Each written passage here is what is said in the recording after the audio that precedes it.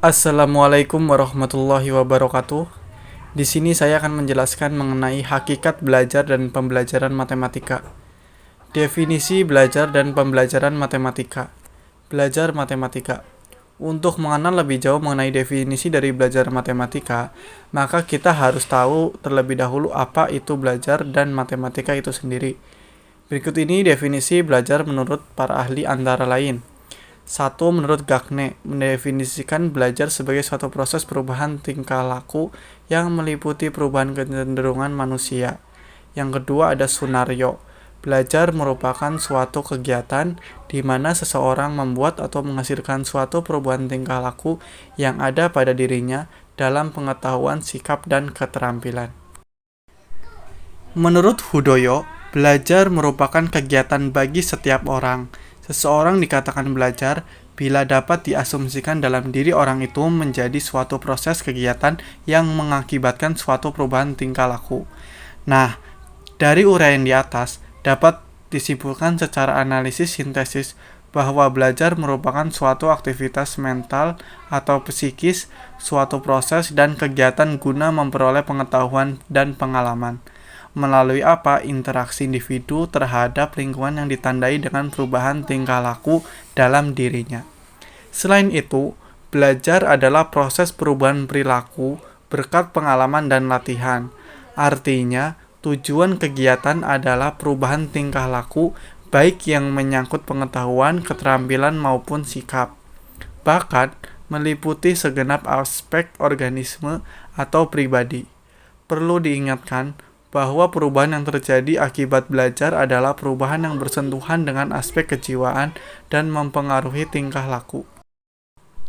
Sedangkan definisi dari matematika, menurut para ahli antara lain, menurut Ruseffendi, matematika terorganisasikan dari unsur-unsur yang tidak didefinisikan, definisi-definisi, aksioma-aksioma, dan dalil-dalil di mana dalil-dalil setelah dibuktikan kebenarannya berlaku secara umum, karena itulah matematika sering disebut ilmu deduktif. Menurut James, matematika adalah ilmu tentang logika, mengenai bentuk, susunan, besaran, dan konsep-konsep yang berhubungan satu dengan yang lainnya. Matematika terbagi dalam 3 bagian besar, yaitu aljabar, analisis, dan geometri. Kemudian, menurut Suyadi, mengatakan bahwa hakikat matematika yaitu memiliki objek tujuan abstrak, bertumbuh pada kesepakatan dan pola pikir yang deduktif. Berdasarkan dari pengertian di atas, dapat disimpulkan secara analisis sintesis bahwa matematika merupakan suatu ilmu yang mengkaji suatu hal yang abstrak ke dalam hal-hal yang nyata, di mana seseorang diajak untuk berpikir mengenai matematika yang berupa bilangan-bilangan berkaitan dengan perhitungan. Hal ini dikarenakan matematika lebih menekankan aktivitas dalam dunia rasio atau penalaran, sedangkan dalam ilmu lain lebih menekankan hasil observasi atau eksperimen daripada penalaran. Selanjutnya, kita akan membahas mengenai definisi dari belajar matematika itu sendiri menurut para ahli. Berikut ini penjelasan menurut para ahli. Yang pertama, menurut J. Branner, belajar matematika ialah belajar tentang konsep-konsep dan struktur matematika yang terdapat dalam materi yang dipelajari serta mencari hubungan antara konsep-konsep dan struktur-struktur matematika. Kedua, menurut Robert Kahn, belajar matematika harus didasarkan kepada pandangan bahwa tahap belajar yang lebih tinggi berdasarkan atas tahap belajar yang lebih rendah. Yang ketiga, menurut Kolb, mendefinisikan belajar matematika sebagai proses memperoleh pengetahuan yang diciptakan atau dilakukan oleh siswa itu sendiri melalui transformasi pengalaman individu siswa. Maka dari itu, dapat disimpulkan secara analisis sintesis bahwasanya belajar matematika adalah belajar tentang rangkaian pengertian atau konsep dan rangkaian pertanyaan-pertanyaan, sifat, teorema, dalil, prinsip untuk mengungkapkan tentang pengertian dan pernyataan diciptakan lambang-lambang, nama-nama, istilah, dan perjanjian-perjanjian atau fakta. Konsep yaitu pengertian abstrak yang memungkinkan seseorang dapat membedakan suatu objek dengan yang lain. Selain itu, belajar matematika sama halnya dengan belajar logika, karena kedudukan matematika dalam ilmu pengetahuan adalah sebagai ilmu dasar atau ilmu alat. Pembelajaran matematika. Sebelum mengenal lebih jauh apa itu definisi dari pembelajaran matematika, kita perlu tahu terlebih dahulu terkait definisi pembelajaran itu sendiri. Berikut definisi pembelajaran menurut para ahli. Menurut Jamarah, pembelajaran adalah suatu sistem yang terdiri atas komponen-komponen yang berpengaruh terhadap kualitas pembelajaran. Menurut Kamalasari, pembelajaran merupakan suatu sistem atau proses membelajarkan pembelajar yang direncanakan, dilaksanakan, dan dievaluasi secara sistematis agar pembelajar dapat mencapai tujuan-tujuan pembelajaran secara efektif dan efisien. Menurut Ajar Khalil, pembelajaran merupakan proses interaksi peserta didik dengan pendidik dan sumber belajar pada suatu lingkungan belajar. Maka dari itu, dari uraian di atas dapat kita simpulkan secara analisis sintesis bahwasanya pembelajaran adalah proses pemerolehan maklumat dan pengetahuan, penguasaan kemahiran dan tabiat serta pembentuk sikap dan kepercayaan. Dalam pengertian konteks pendidikan, guru biasanya berusaha mengajar supaya peserta didik dapat belajar menguasai isi pelajaran demi mencapai suatu objektif yang ditentukan.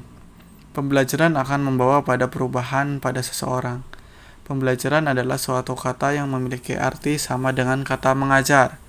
Kata mengajar memiliki arti yang kompleks dan beraneka macam sesuai dengan zaman dan perkembangan ilmu pengetahuan. Berikut definisi pembelajaran matematika menurut para ahli.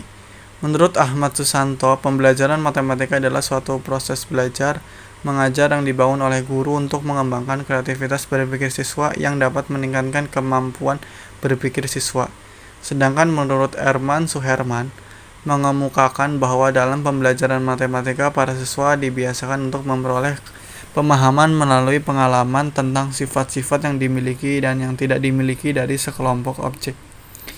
Menurut Rahayu, pembelajaran matematika adalah proses yang sengaja dirancang dengan tujuan untuk menciptakan suasana lingkungan yang memungkinkan seseorang melaksanakan kegiatan belajar matematika.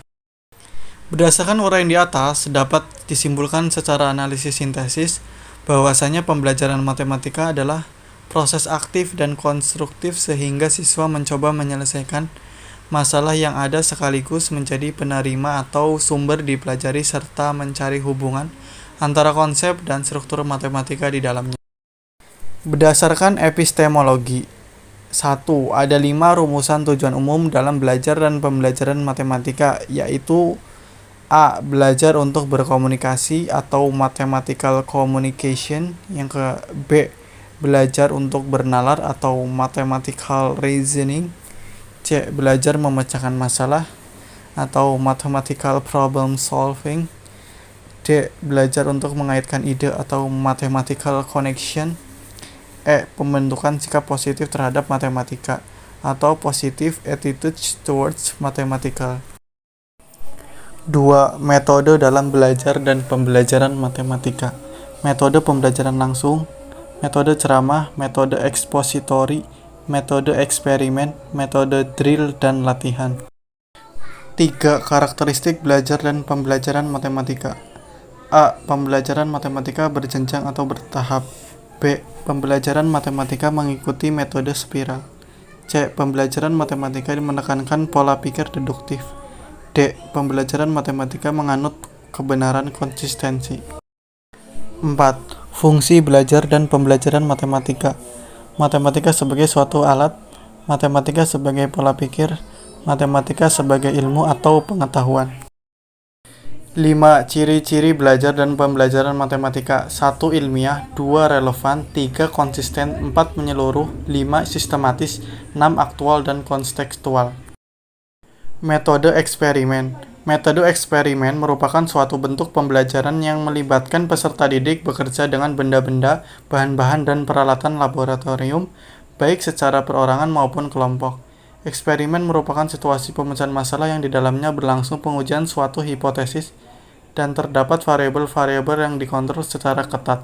Hal yang diteliti dalam suatu eksperimen adalah pengaruh variabel tertentu terhadap variabel yang lain. Hal-hal yang perlu dipersiapkan guru dalam menggunakan metode eksperimen adalah sebagai berikut. Tetapkan tujuan eksperimen, persiapkan alat dan bahan yang diperlukan, persiapkan tempat eksperimen, pertimbangkan jumlah peserta didik sesuai dengan alat-alat yang tersedia, perhatikan keamanan dan kesehatan agar dapat memperkecil atau menghindarkan risiko yang merugikan atau berbahaya. Perhatikan disiplin atau tata tertib, terutama dalam menjaga peralatan dan bahan yang akan digunakan. Berikan penjelasan tentang apa yang harus dikerjakan dan tahapan-tahapan yang mesti dilakukan peserta didik, termasuk yang dilarang dan yang membahayakan. Terima kasih. Wassalamualaikum warahmatullahi wabarakatuh.